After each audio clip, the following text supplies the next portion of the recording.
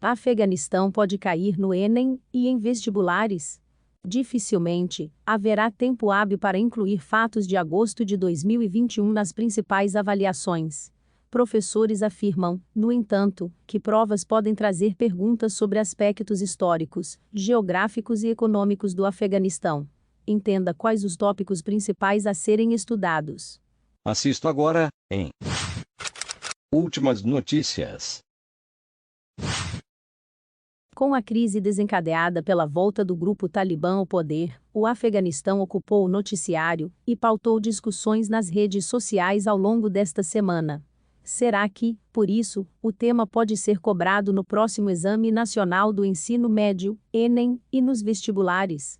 Professores ouvidos pelo G1 explicam que dificilmente os episódios mais recentes, de agosto, estarão nas avaliações. Mas a importância geopolítica do Afeganistão e a sua trajetória o tornam um candidato permanente a aparecer nas provas, em recortes sociais, históricos ou geográficos. Saiba mais. O Enem, por exemplo, é formulado com perguntas de um banco de questões, pré-testadas antes. É bem improvável que dê tempo de incluir algo tão atual. Só que existem outras formas de o Afeganistão ser abordado nos exames, por isso, é importante entender o contexto do que ocorre lá agora, explica Igor Vieira, gestor de Ciências Humanas do Colégio e Curso PH, Rio de Janeiro. Abaixo, veja quais aspectos do país podem ser cobrados nos processos seletivos. Omar Fadil Bumirg, coordenador de Geografia do curso Etapa, explica que o Afeganistão é historicamente ligado à ocupação estrangeira, no século XIX, pelos impérios britânico e russo, e a partir de 1979, pela invasão soviética e norte-americana. Abre aspas. O Enem costuma cobrar do aluno um entendimento das causas e consequências de um problema. O candidato precisa saber por que tantas potências se impuseram no país. Fecha aspas. Diz. Segundo ele, são dois motivos centrais. Dica: questões de ciências humanas do Enem costumam ser ilustradas por mapas. Dê uma olhada na posição geográfica do Afeganistão para se familiarizar antes do exame. Outra possibilidade é haver uma questão sobre o conflito entre a União Soviética e o Afeganistão, de 1979 a 1989. No vestibular, a temática afegã costuma ser trabalhada a partir deste contexto. Da crise soviética no fim da Guerra Fria e da emergência de um movimento islâmico radical contra a presença dos russos na região, afirma Igor Vieira. Dica: é interessante que o candidato estude sobre a guerra do Afeganistão e saiba relacionar os Mujahideen, forças rebeldes afegãs, ao surgimento do movimento Talibã. Sob a administração de Ronald Reagan, 1981 a 1989, os Estados Unidos criaram uma rede de libertadores para combater a invasão soviética no Afeganistão.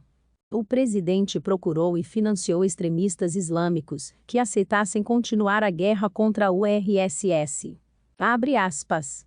Reagan chegou a receber representantes do fundamentalismo islâmico na Casa Branca. Tem até fotos que poderiam ilustrar uma provável questão no Enem. Fecha aspas. Diz Vieira. A história do Afeganistão volta a ter importância nas provas, com o que acontece em 2001, depois do atentado do 11 de setembro ao World Trade Center, nos Estados Unidos da América, afirma Vieira. Os americanos acreditavam que o Talibã, além de esconder membros da Al-Qaeda, ainda havia financiado os ataques terroristas. É a partir disso que o governo Bush começa a chamada Guerra ao Terror, complementa o professor. Isso foi em novembro de 2001, quando os Estados Unidos da América lideraram uma coalizão que invadiu o território afegão. Conseguiram destituir o governo Talibã e passaram 20 anos tentando reconstruir o país e apoiando uma gestão laica. A dominação só terminou neste mês, quando o Talibã tomou o poder novamente. Outra forma de abordar o Afeganistão e o Oriente Médio, em geral, é por meio dos valores do fundamentalismo islâmico. Abre aspas. A política radical e intolerante, a leitura ortodoxa da lei islâmica e a violência contra a mulher são temas cobrados com certa frequência nas provas. Fecha aspas. Diz Vieira. Dica: Conheça a história de Malala, uma porta-voz importante sobre a opressão que as meninas e mulheres sofrem contra o extremismo talibã. Depois de ser baleada no caminho para a escola, em 2013, ela ficou conhecida por defender o direito feminino à educação.